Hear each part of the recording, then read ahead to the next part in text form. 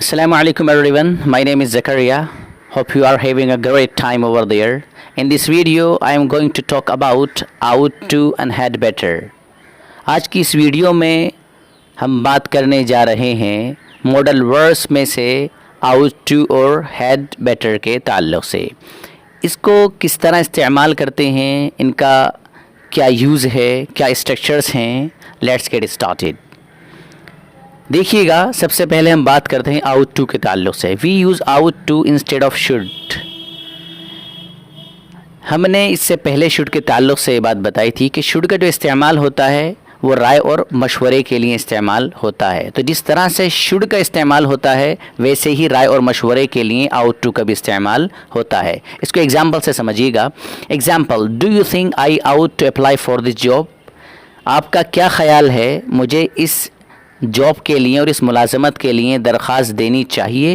तो यहाँ पर जो आउट टू का यूज़ हुआ है ये मशवरतन और मशवरे के लिए इस्तेमाल हो। आप यहाँ पर सामने वाले से मशवरा लेना चाह रहे हैं कि मुझे इस जॉब के लिए दरख्वास्त देनी चाहिए, या आप सामने वाले से मशवरा ले रहे हैं। दूसरे एग्जाम्पल में आप देखिएगा, they ought not to go to bed so late. उनको इतनी ताख़ीर से और इतनी लेट सोना नहीं चाहिए। तो आप यहाँ पर एक मशवरा दे रहे हैं उन लोगों को जो बहुत ज़्यादा लेट सोते हैं कि उनको लेट सोना नहीं चाहिए, इतनी ताख़ीर से नहीं सोना चाहिए। तो यहाँ पर आउट नॉट टू ये नेगेटिव वे में यूज़ हुआ है, लेकिन ये नेगेटिव वे में ही आप उनको मशवरा दे रहे हैं।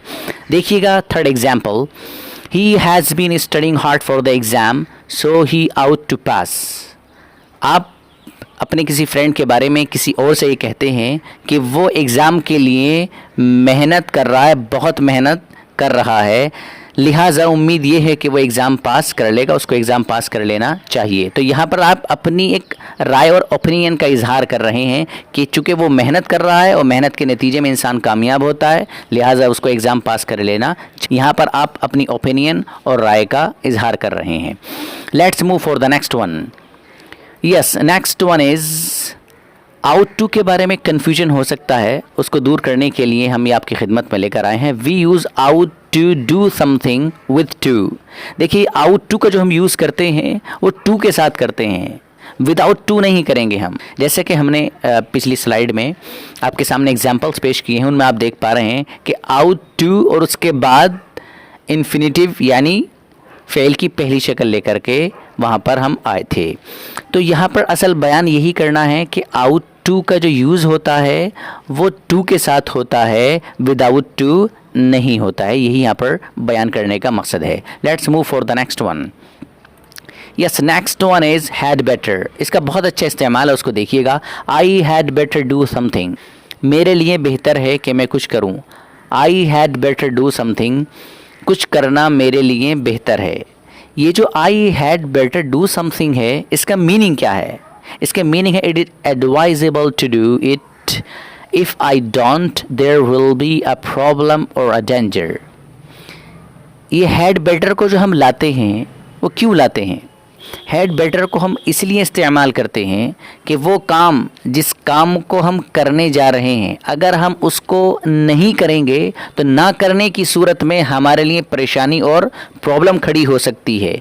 तो ऐसा अमल कि जिसके ना करने पर हमारे लिए परेशानी आए और परेशानी का सबब बने, तो ऐसे अमल को अगर हमें बताना हो तो हम उसके लिए हैड बेटर को इस्तेमाल करते हैं। यही कहा गया है यहाँ पर, इफ़ आई डोंट, अगर मैं नहीं करता हूँ, यानी वो अमल जो मेरे लिए एडवाइजेबल है, ऐसा है कि जिसको मैं करूं, करने लायक है।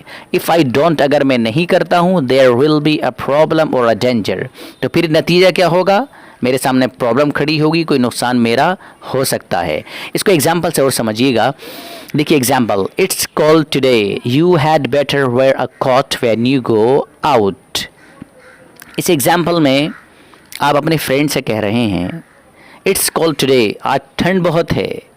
You had better wear a coat when you go out, जब आप बाहर जाएं तो आपके लिए बेहतर है कि कोट पहने, आपके लिए कोट पहनकर बाहर जाना बेहतर है। तो आप देख पा रहे हैं यहाँ पर जो हैड बेटर का यूज़ हुआ है वो इसीलिए हुआ है कि एक ऐसा एक्शन है कि जिसको आप अगर नहीं करते हैं तो ना करने की वजह से आपके सामने प्रॉब्लम आ सकती है, और वो है आपका बीमार हो जाना कोट ना पहनने की वजह से। Next example, I have to meet Anas in 10 minutes. I had better go now. आपकी अनस से कहीं पर कोई जगह मुलाकात तय है, आपका अपॉइंटमेंट है अनस के साथ, अनस ने आपको वक्त दिया है। अब आप अनस के बारे में कह रहे हैं I have to meet Anas in 10 minutes, 10 minute में मुझे अनस से मिलना है, उससे मुलाकात करनी है। आई हैड बेटर गो नाउ, मेरे लिए अब जाना बेहतर है। अब देखिए यहाँ पर जो हैड बेटर का यूज़ हुआ है वो ये बयान करने के लिए हुआ है कि अगर मैं अब नहीं जाऊँगा तो ना जाने की वजह से प्रॉब्लम ये होगी कि अनस चला जाएगा, वो ये समझेगा कि मैं नहीं आ रहा हूँ, और जो उसका रिज़ल्ट और नतीजा होगा, हो सकता है कोई प्रॉब्लम हो जाए, कोई नुकसान हो सकता है। तो यहाँ पर हैड बेटर को इसीलिए इस्तेमाल किया गया है, एक अमल है जिसको ना करने की वजह से प्रॉब्लम आ सकती है। Last one example, you don't look very well, you had better not go to work today. आप अच्छे नहीं दिख रहे हैं, आपके लिए आज काम पर ना जाना बेहतर है।